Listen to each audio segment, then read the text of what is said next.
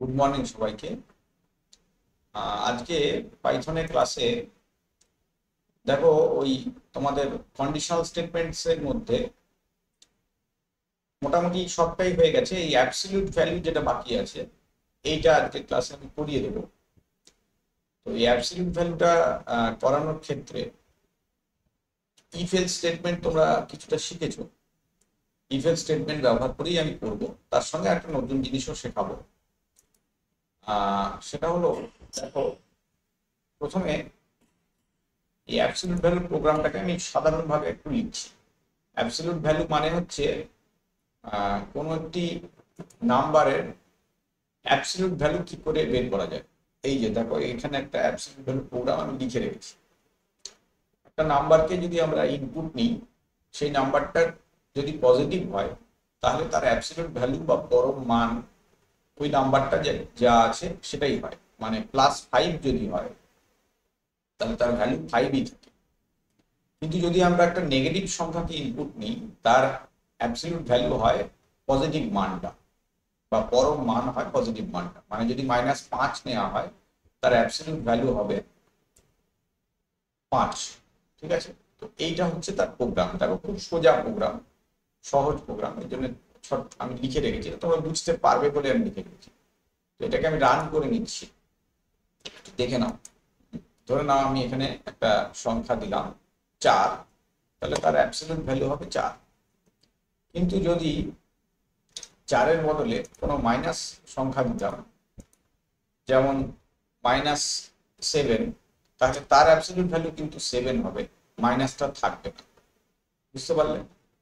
আচ্ছা, এইবার যেহেতু ইফ এলস তোমাদের শেখা হয়ে গেছে, তাই জন্য এই ক্লাসটাতে আমি ইফ এলস শেখাবার জন্য পড়াচ্ছি না, এটাতে অন্য জিনিস দেখাবো।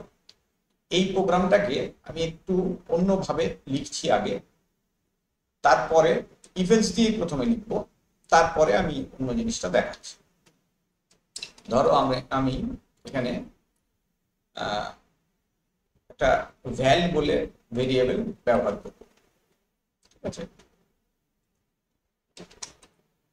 এখানে আমি একটা ভেরিয়েবল ব্যবহার করব, যেটা হচ্ছে ভ্যাল নাম। এই ভ্যাল ভেরিয়েবলটার মধ্যে অ্যাবসলিউট ভ্যালুটাকে রাখছি। যেমন যখন n > 0 হচ্ছে, তখন ভ্যালের মানটা কত হচ্ছে খেয়াল করো, nই হচ্ছে। কিন্তু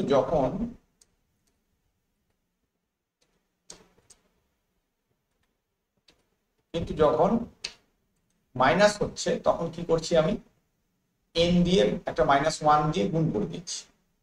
ঠিক আছে? এবার আমি কি করছি, পরে লুপ হয়ে যাওয়ার পর আর কি, এই ইফেন্স হয়ে যাওয়ার পর অ্যাবসলিউট ভ্যালুটাকে প্রিন্ট করে দিচ্ছি।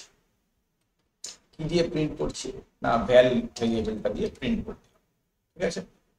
তো এবার রান করে দেখে নাও, একই রেজাল্ট পাবে, কিছু আলাদা পাবে না। তো আমি হঠাৎ করে এরকম কেন লিখলাম সেটা বোঝাচ্ছি। হ্যাঁ, এবার দেখো, 6 লিখলাম, 6ই এলো। আবার যদি কোনো নেগেটিভ ভ্যালু নিই, যেমন -2 যদি নিই, তাহলে কিন্তু 2 আসবে। বাই দ্য ওয়ে, আরেকটা জিনিস দেখিয়ে রাখি, সেটা হচ্ছে যদি কোনো কারণে 0 দেওয়া হয়, তাহলে কিন্তু অ্যাবসলিউট ভ্যালু 0ই থাকে, কারণ কন্ডিশনটা আছে > 0। ঠিক আছে? আচ্ছা, এইবার এই 4টে লাইন যে লিখলাম ইফ এলস এর, এই 4টে লাইনের বদলে আমি একটা লাইনে কথাটা লিখবো। এটাকে বলে কন্ডিশনাল স্টেটমেন্ট। অন্যান্য ল্যাঙ্গুয়েজে কন্ডিশনাল স্টেটমেন্টের জন্য টার্নারি আলাদা অপারেটর আছে। এখানে টার্নারি অপারেটরের কাজই হবে, কিন্তু আলাদা অপারেটর ব্যবহার হয় না, ইফ এলসটাকেই ব্যবহার করা হয়। কিভাবে ব্যবহার করছি, এটাকে একটু কপি করে নিই, তাহলে আমার সুবিধা হবে। হ্যাঁ,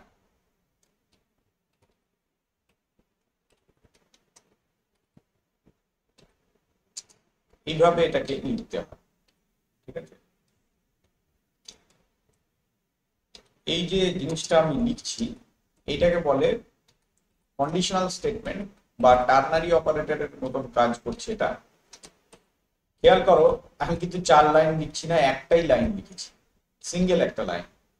ঠিক আছে, এখানে কি হয়েছে, মানে ভ্যাল বলে যে ভেরিয়েবলটা নিয়েছি তার মানটা n হবে যদি n greater than is equal to 0 হয়। এলস যদি না হয় তাহলে কি হবে, n ইন্টু মাইনাস। বুঝতে পারলেন? একই জিনিস, কিন্তু এটাকে একটা সিঙ্গেল লাইনে লেখা যায়। এইটা পাইথন সাপোর্ট করে।